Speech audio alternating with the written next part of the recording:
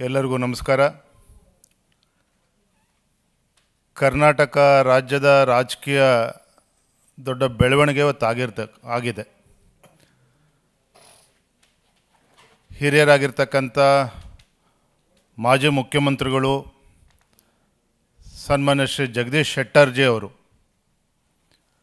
ಕಾಂಗ್ರೆಸ್ ಪಕ್ಷವನ್ನು ತೊರೆದು ಕಾಂಗ್ರೆಸ್ ಪಕ್ಷದ ಪ್ರಾಥಮಿಕ ಸದಸ್ಯಕ್ಕೆ ರಾಜೀನಾಮೆಯನ್ನು ನೀಡಿ ತಮ್ಮ ವಿಧಾನ ಪರಿಷತ್ ಸ್ಥಾನಕ್ಕೂ ಕೂಡ ರಾಜೀನಾಮೆಯನ್ನು ನೀಡಿ ಮತ್ತೊಮ್ಮೆ ಭಾರತೀಯ ಜನತಾ ಪಾರ್ಟಿ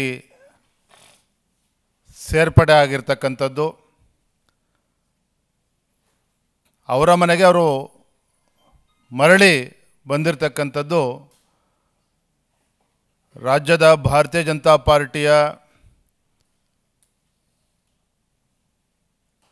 ಬೆಳವಣಿಗೆ ದೃಷ್ಟಿಯಲ್ಲಿ ಒಂದು ದೊಡ್ಡ ಶಕ್ತಿ ಬಂದಂತಾಗಿದೆ.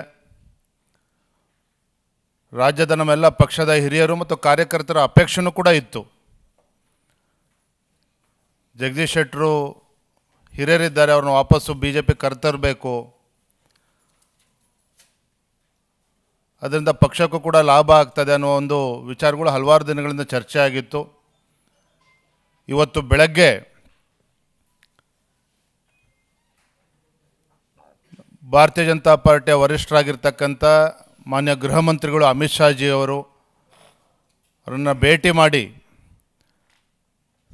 ಸನ್ಮಾನ್ಯ BS ಯಡಿಯೂರಪ್ಪನವರು ಮತ್ತು ಜಗದೀಶ್ ಶೆಟ್ಟರು ಎಲ್ಲ ಹಿರಿಯರು ಅವರ ಸಮ್ಮುಖದಲ್ಲಿ ಭೇಟಿ ಮಾಡಿ ಅಮಿತ್ ಶಾ ಜಿ ಅವರ ಹತ್ರ ಚರ್ಚೆಯನ್ನು ಕೂಡ ಮಾಡಿ ಯಾವುದೋ ಒಂದು ಅಪೇಕ್ಷೆ ಇಲ್ಲದೇ ಭಾರತೀಯ ಜನತಾ ಪಾರ್ಟಿ ಸೇರ್ಪಡೆ ಆಗ್ತೇನೆ ಅನ್ನುವ ವಿಚಾರವನ್ನು ಅವ್ರ ಮುಂದೆ ಇಟ್ಟಾಗ ಅಮಿತ್ ಶಾ ಜಿ ಅವರು ಕೂಡ ತುಂಬ ಸಂತೋಷವನ್ನು ವ್ಯಕ್ತಪಡಿಸಿದರು. ನಡ್ಡಾಜಿಯವರು ಕೂಡ ಭಾಳ ಸಂತೋಷವನ್ನು ವ್ಯಕ್ತಪಡಿಸಿದ್ದಾರೆ.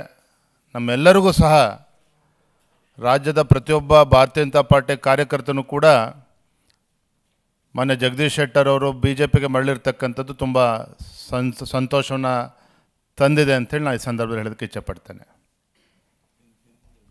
ಹೇಳ್ತಾರೆ.